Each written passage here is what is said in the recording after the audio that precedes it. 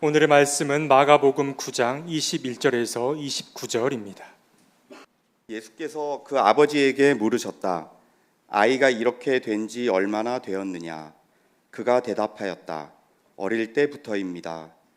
귀신이 그 아이를 죽이려고 여러 번 불 속에도 던지고 물 속에도 던졌습니다. 하실 수 있으면 우리를 불쌍히 여기시고 도와주십시오. 예수께서 그에게 말씀하셨다. 할 수 있으면이 무슨 말이냐? 믿는 사람에게는 모든 일이 가능하다. 그 아이 아버지는 큰 소리로 외쳐 말했다. 내가 믿습니다. 믿음 없는 나를 도와주십시오. 예수께서 무리가 어울려 달려오는 것을 보시고 악한 귀신을 꾸짖어 말씀하셨다.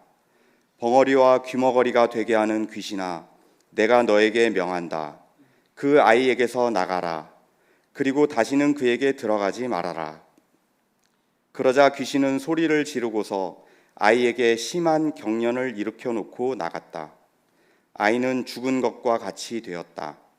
그래서 사람들은 모두 말하기를 아이가 죽었다 하였다. 그런데 예수께서 아이의 손을 잡아서 일으키시니 아이가 일어섰다. 예수께서 집 안으로 들어가시니 제자들이 따로 그에게 물어보았다. 왜 우리는 귀신을 쫓아내지 못했습니까? 예수께서 그들에게 대답하셨다. 이런 부류는 기도로 쫓아내지 않고는 어떤 수로도 쫓아낼 수 없다. 이는 하나님의 말씀입니다.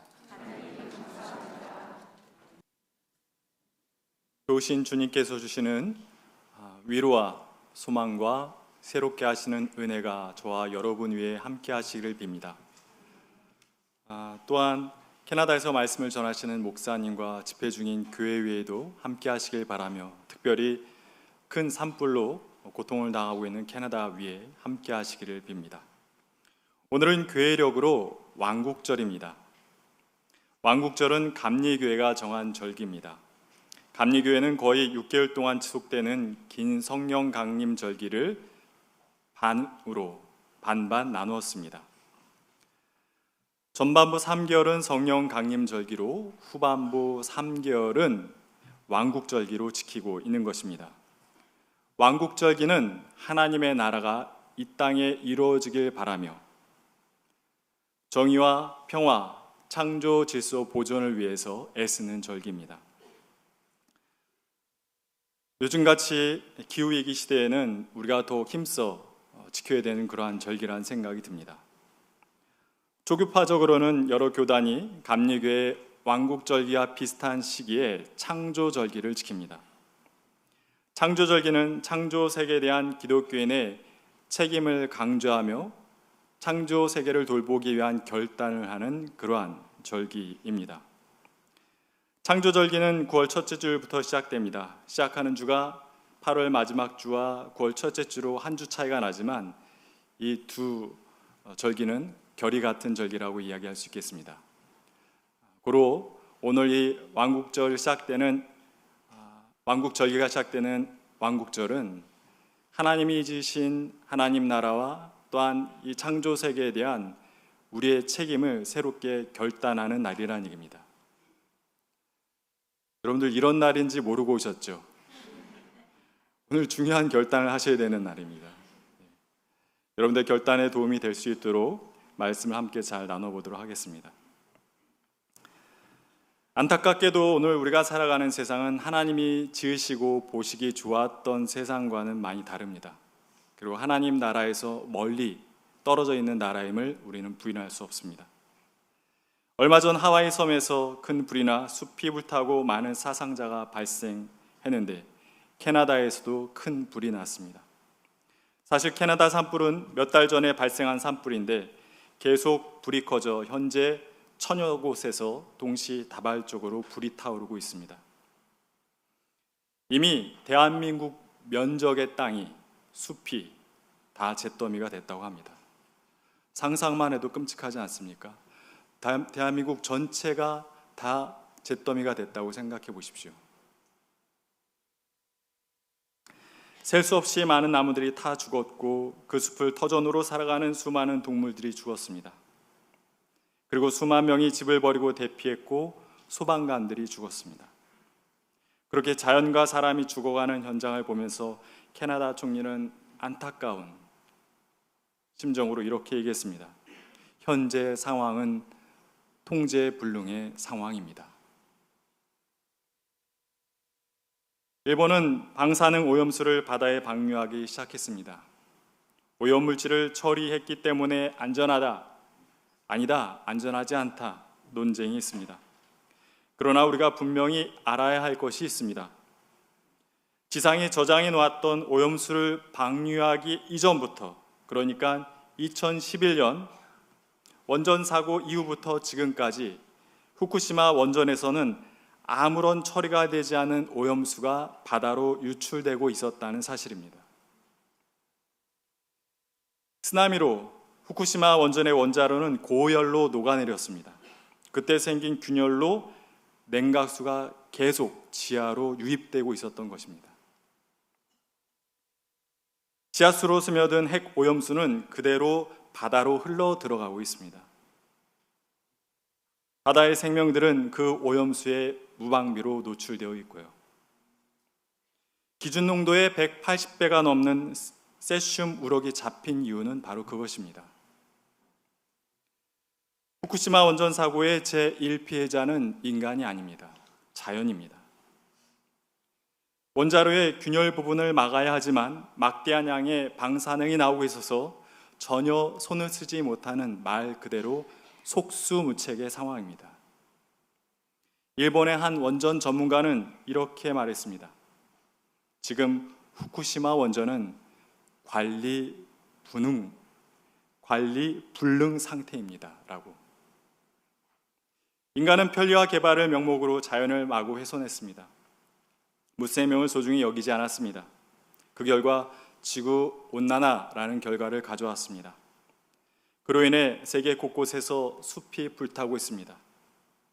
그 안타까운 현실을 보며 우리 인간이 할 수 있는 것이라고는 통제불능이라는 말뿐입니다. 화력발전에 비해 친환경적인 방법이라며 이곳저곳에 세운 핵발전소는 지속적으로 방사능 유출 사고를 일으키고 있는데 인간이 할 수 있는 것은 고작 관리불능이라는 말뿐입니다. 우리 인간이 정말 너무 무책임하다라는 생각을 하게 됩니다. 자연을 아끼지 않고 함께 살아가는 생명들을 귀히 여기지 않고 그저 무책임하게 살다 보니 우리는 같은 인간도 그렇게 대하고 있습니다. 사람이 사람을 아끼지 않습니다. 다른 사람의 생명을 자신의 생명과 같은 생명이라고 귀하게 여기지 않습니다. 서로에 대해서 책임지려 하지 않습니다. 요즘처럼 사람이 무섭고 두려운 때가 있었습니까? 여러분들 혹시 그러지 않습니까? 길 가다가 앞에서 사람이 오면 그 사람의 손을 보지 않습니까? 사람이 사람을 칼로 찌르는 일이 예사가 되었습니다. 그런 흉악한 일이 도심 한복판에서 일어나도 통제와 관리가 되지 않습니다. 이 역시 통제 불능, 관리 불능의 상태입니다. 아담과 하와가 떠올랐습니다.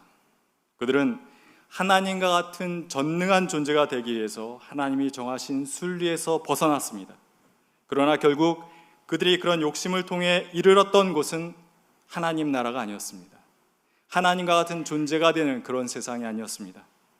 그들이 이르렀던 곳은 자신의 존재를 부끄러워하고 서로에게 책임을 전가하고 자기의 옷조차 스스로 지어 입지 못하는, 그래서 벌거숭이로 지내야 하는 불능과 무능의 세상이었습니다. 아담과 하와, 그 이름은 오늘을 살아가는 우리 모두의 이름입니다. 창세기는 아담과 하와가 에덴에서 쫓겨나 에덴의 동쪽에 가서 살게 되었다고 말했습니다. 그런데 에덴이 따로 있고 에덴의 동쪽이 따로 있는 것이 아닙니다. 두 곳은 모두 장소적으로 같은 장소입니다. 우리가 하나님의 순리를 따라 살 때 경험하게 되는 세계가 에덴이고, 우리가 하나님의 순리를 벗어나 살게 될 때 경험하는 세계가 에덴의 동쪽인 것입니다. 지금 우리 인류는 스스로 에덴의 동쪽으로 만들고 있는 것입니다.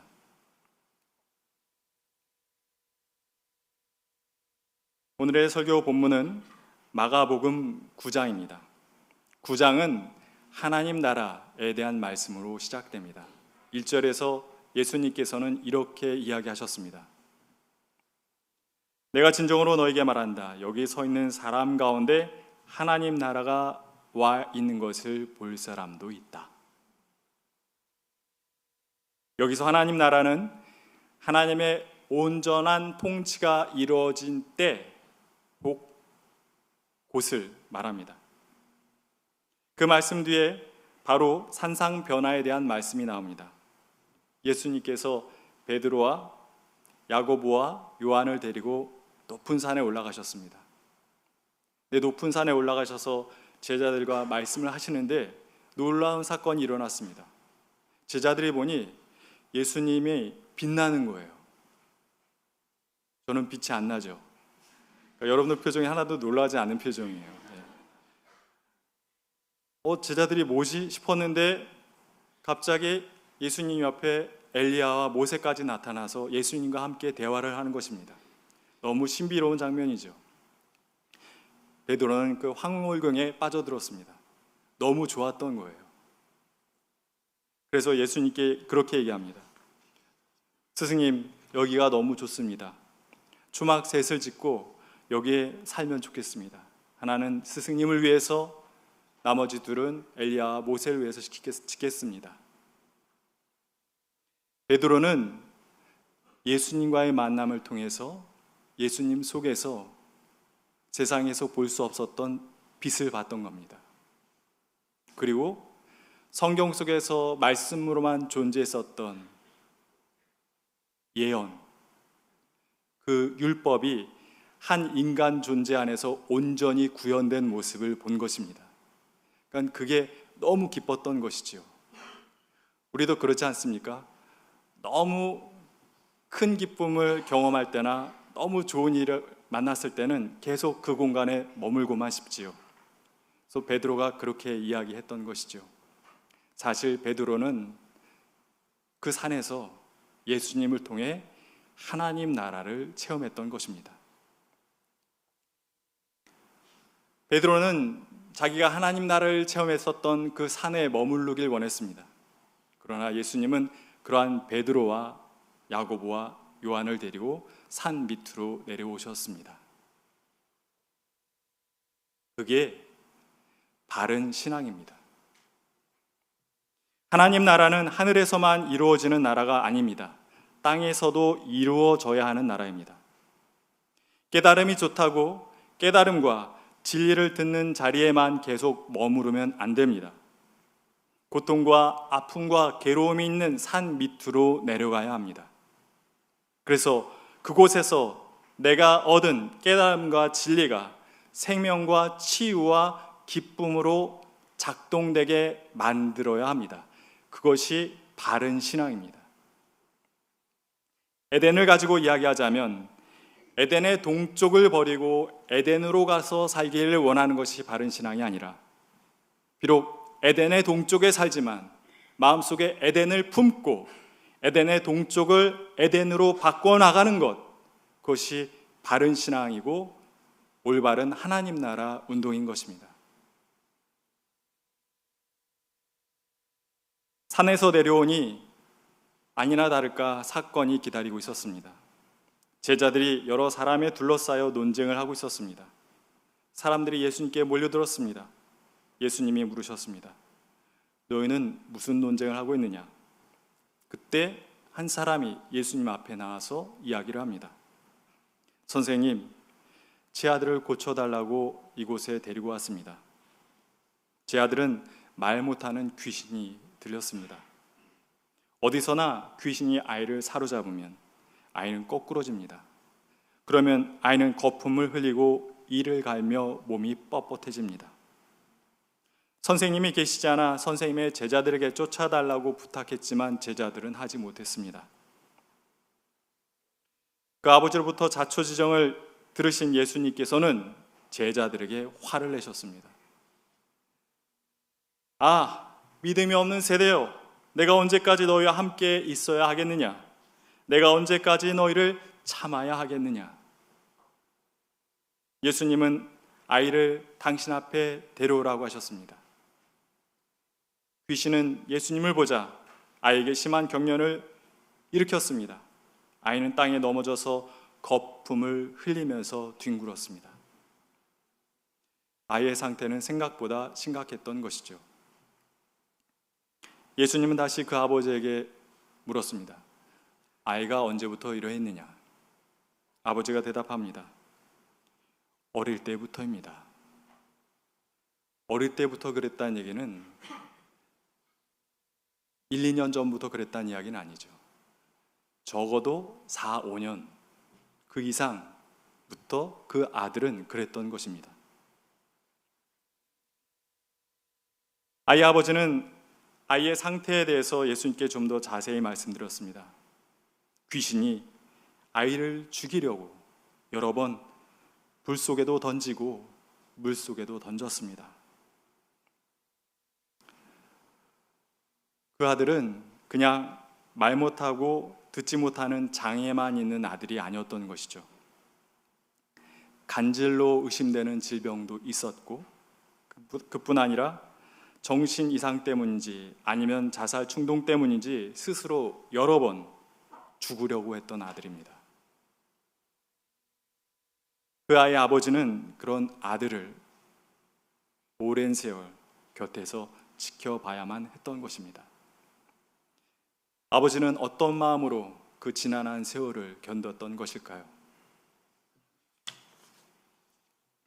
아버지는 예수님께 간청했습니다. 하실 수 있으면 우리를 불쌍히 여기시고 도와주십시오. 그러자 예수님께서는 할 수 있으면이 무슨 말이냐? 믿는 자에겐 능치 못함이 없느니라 하셨습니다. 아주 유명한 말씀이죠. 믿음에 대한 강조를 할 때 목사님들 아주 자주 인용하는 설교 본문입니다. 이 본문을 읽다 보면 예수님께서 그 아버지의 믿음을 보시고 아들의 병을 고쳐주신 것처럼 보입니다. 그런데 저는 조금 생각을 달리합니다. 그 아버지에게 믿음이 없었습니까? 아니요, 저는 그 아버지에게 충분한 믿음이 있었다고 생각합니다. 아버지는 예수님을 믿었기 때문에 아들을 데리고 예수님을 찾아 나왔고, 찾아왔으나 예수님이 없자 제자들에게 부탁을 했었고, 제자들이 못하자 예수님이 오실 때까지 그 자리에서 기다렸던 것입니다. 그리고 또 예수님이 오시자 자기의 아들의 사정을 소상히 말씀드렸고 또 간절히 낳기를 부탁드렸던 것이죠. 그것은 믿음 없이 되는 일이 아닙니다. 저는 그 아버지가 예수님께 들려드렸던 말 가운데 한 단어가 그러한 기적을 예수님으로부터 일으키게 한 것이 아닌가라는 생각이 듭니다. 아버지는 제 아들을 불쌍히 여기시고 제발 도와주십시오 라고 말하지 않았습니다. 뭐라고 말했는지 기억나세요? 우리를 불쌍히 여겨주십시오. 그리고 도와주십시오 라고 말했습니다.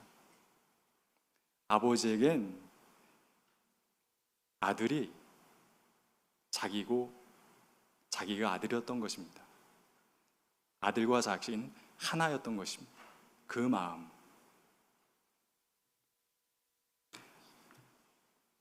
그 아버지의 그 마음, 아들의 고통을 자신의 고통으로 여기는 마음, 아들과 내가 하나라는 마음, 그리고 그의 곁을 떠나지 않고 끝까지 지키겠다는 마음, 또한 어떻게 해서든지 그를 살리려고 노력할 때 하나님이 응답해 주시리라 믿는 그 마음,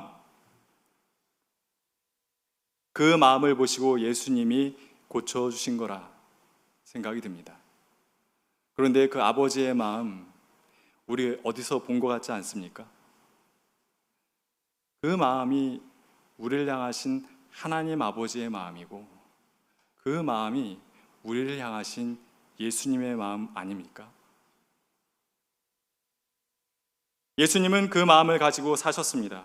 그 마음으로 고통당하는 자들을 만나셨고, 그 마음으로 고통당하는 자들의 친구가 되어 주셨고, 그 마음으로 고통당하는 자들을 치유해 주셨습니다. 예수님께서는 아들 속에 있는 귀신을 꾸짖어 쫓아내셨습니다. 귀신아, 그 아이에게서 나가라. 그리고 다시는 그에게 들어가지 말아라. 아이는 회복되었고 아버지와 함께 집으로 돌아갔습니다. 이후 제자들이 예수님께 나와 물었습니다. 스승님, 우리는 왜 그 귀신을 쫓아내지 못했습니까? 예수님께서 답하셨습니다. 너희들이 기도하지 않았기 때문이다. 근데 좀 이상하지 않습니까? 제자들이 과연 기도를 안 했을까요? 저는 했을 거라 생각합니다. 기도부터 했을 거라고 생각합니다. 한두 번 했지만 귀신을 쫓아내지 못했겠지요.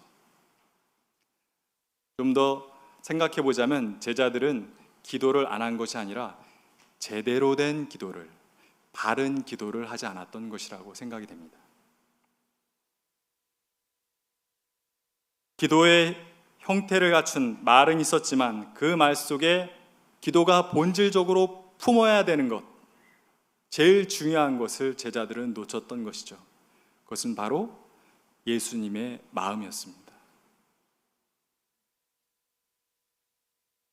그 아들과 아버지의 고통을 자신의 고통으로 여기는 마음, 그들과 내가 하나라는 마음, 어떻게 해서든지 그들을 치유해 주려는 마음, 그리고 내가 그렇게 노력할 때 하나님께서 응답해 주시려는 마음, 그 마음이 제자들에겐 없었던 것입니다. 없었기 때문에 귀신을 쫓아내지 못했고 사람들과 그저 논쟁만 했던 것이죠. 일본 후쿠시마에는 나미에라는 마을이 있습니다. 후쿠시마 원전에서 14km 떨어진 곳입니다. 2011년 쓰나미로 후쿠시마 원전에서 방사능 누출 사고가 일어나자 거주가 제한됐던 지역 중에 한 지역입니다. 원전에서 가까운 지역이라 고농도 방사능 물질이 날아왔습니다. 사람들은 다 떠났고 축사했던 소나 돼지들은 버려지거나 도살되었습니다. 영상을 보았는데 버려진 소들은 그냥 축사에 갇혀서 굶어 죽어갔습니다. 요시자와 마사미 씨는 원전 사고 이전에도 그곳에서 살았고 2023년 현재도 그곳에서 살고 있습니다. 그는 남해의 한 목장에서 소를 키우던 사람이었습니다. 원전 사고 이후 국가 명령에 의해 잠시 목장을 떠났지만 그는 얼마 지나지 않아 다시 목장으로 돌아왔습니다. 소와 함께 40년을 살아왔는데 소들을 그냥 굶겨 죽일 수는 없다고 생각했기 때문입니다. 그는 자신도 위험해질 수 있다는 것을 알았지만 소들을 살려야겠다는 생각에 발길을 되돌렸던 것입니다. 목장에는 300여 마리의 소가 있었습니다. 한때 다른 목장에서 온 소들까지 500여 마리를 돌보기도 했지만 지금은 200여 마리를 돌보고 있습니다. 매일 아침 8시면 그 200여 마리의 소들에게 여물을 줍니다. 물론 이 소들은 이미 정부로부터 도살 명령을 받은 소들입니다. 피폭되고 방사능에 오염된 풀을 먹고 살기 때문에 이동도 판매도 불가합니다. 마사미 씨는 팔지도 못하는 소를 12년째 먹이고 있는 것입니다. 사람들이 마사미 씨에게 물었습니다. 도대체 왜 그렇게 하십니까? 왜 다른 사람들처럼 도망가지 않았습니까? 왜 다른 농장주들처럼 소를 죽이거나 버리지 않았습니까? 마사미 씨가 대답했습니다. 생명이니까요. 생명이니까요. 마사미 씨는 소들이 자연사할 때까지 소들을 돌보겠다고 말했습니다. 이 세상에 둘도 없이 어리석은 마사미 씨가 운영하는 목장의 이름은 희망 목장입니다. 후쿠시마는 절망과 죽음의 땅입니다. 그러나 마사미 씨는 절망과 죽음의 땅을 어떻게 희망과 생명의 땅으로 바꿀 수 있는지를 온 몸으로 보여주고 있습니다. 숲이 계속해서 불타고 바다가 계속 오염되고 있는 이유는 우리가 하나님의 순리에서 벗어나 살기 때문이고,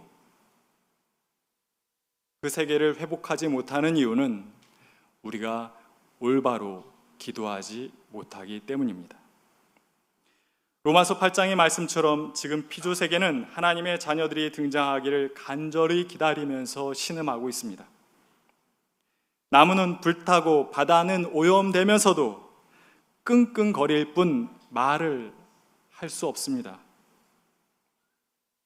우리는 그 자연 세계 앞에서 무능하고 불능하게 아무것도 못하고 그저 이렇다 저렇다 말로만 논쟁하고 있습니다.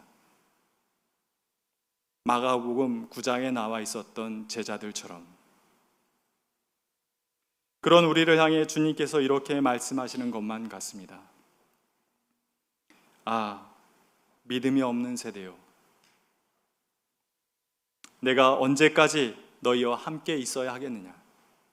믿음이 없는 세대여, 내가 언제까지 너희들을 참아야 하겠느냐? 우리는 하나님의 순리를 따라 살아야 합니다. 그리고 바르게 기도하며 살아야 합니다. 죽어가는 피조세계의 아픔을 나의 아픔으로 받아들이며 자연을 효용가치와 이용가치로만 생각하는 것이 아니라 하나님 앞에서 나와 같은 생명임을 고백해야 합니다. 그리고 그 곁을 끝까지 지키려는 결심을 해야 합니다. 그리고 한 생명이라도 살리겠다는 마음을 먹어야 합니다. 한 생명이라도. 무엇보다 우리가 그렇게 노력할 때 하나님께서 그 생명들을 다시 살려주시리라 믿어야 합니다. 그러한 기도 없이는 우리를 짓누르고 있는 이 불능과 무능의 기운을 우리가 떨쳐버릴 방법은 없습니다. 요즘 저는 자주 부르는 찬양이 있습니다. 지난 여름 청년부 농화를 갔을 때 그 농활 때 주제곡으로 불렀던 곡인데 처음 배운 곡입니다. 제목은 서로의 곁이 되어. 부르진 않습니다. 예. 가사만 알려드릴게요. 하나님 보시기 좋았던 아름다운 세상, 푸르른 하늘과 나무와 바다, 생명의 숨결 함께 내쉬며 서로의 곁이 되어 살아가리. 짧죠? 이게 답니다. 사람이 또 다른 사람의 곁이 되어 주기를 결단하고, 또 사람뿐 아니라 무생명의 곁이 되어 주기를 결단하고, 사람과 하늘과 나무가 또한 바다가 함께 호흡하며 살아가는 세상, 얼마나 아름다운 세상입니까? 상상만 해도 너무 좋지 않습니까? 그런 세상이 하나님 보시기에도 아름다운 세상인 것이죠. 이 찬양의 제목은 서로의 곁이 되어이지만 소제목이 붙어 있습니다. 소제목은 기후 결단송입니다. 기후 환경송이 아니에요. 기후 결단송입니다. 지금 우리는 기후와 환경에 대해서 이렇다 저렇다 말만 하고 지낼 그럴 때가 아닙니다. 우리는 기후에 대해서 결단을 해야 되는, 그 결단을 기반으로 삶을 바꿔내야 되는 그러한 시대를 살고 있는 겁니다. 생명을 이용가치로만 생각하지 않기를 결단하고, 그 생명을 나와 같은 생명으로 고백하기를 결단하고, 그 생명을 살리기 위해 무엇이라도 하려고 결단하는 것이 기도이며 믿음입니다. 이 시대의 기독교인이 앞장서 그렇게 결단하면 좋겠습니다. 평화 세상을 여는 녹색교회인 청파교회가 그렇게 결단하면 좋겠습니다. 모든 믿음의 백성이 그렇게 결단하고 그렇게 기도하고 그렇게 믿으면 좋겠습니다. 부디 생명의 하나님께서 우리를 통해 쓰러져가는 창조 세계를 다시 일으켜 세우시고 이 땅 위에 당신의 나라를 이루어 가실 수 있길 간절히 기원합니다. 아멘. 기도합니다. 하나님, 왕국절을 맞아 하나님 나라와 창조 세계에 대한 우리의 책임을 다시 한번 생각하게 하시니 감사합니다. 우리는 나 자신만 귀하게 생각할 뿐 다른 생명과 다른 사람들을 귀하게 여기지 못했습니다. 그 결과 우리의 삶은 회복이 불가능하게 망가져 버렸습니다. 주님, 우리를 불쌍히 여기시고 우리에게 주님의 마음을 주십시오. 고통당하는 이의 고통을 나의 고통으로 여기는 마음, 그와 내가 하나라는 마음, 그의 곁을 떠나지 않고 끝까지 지키겠다는 마음, 어떻게 해서든 그를 살리려 노력할 때 하나님이 응답해 주시리라 믿는 마음을 주십시오.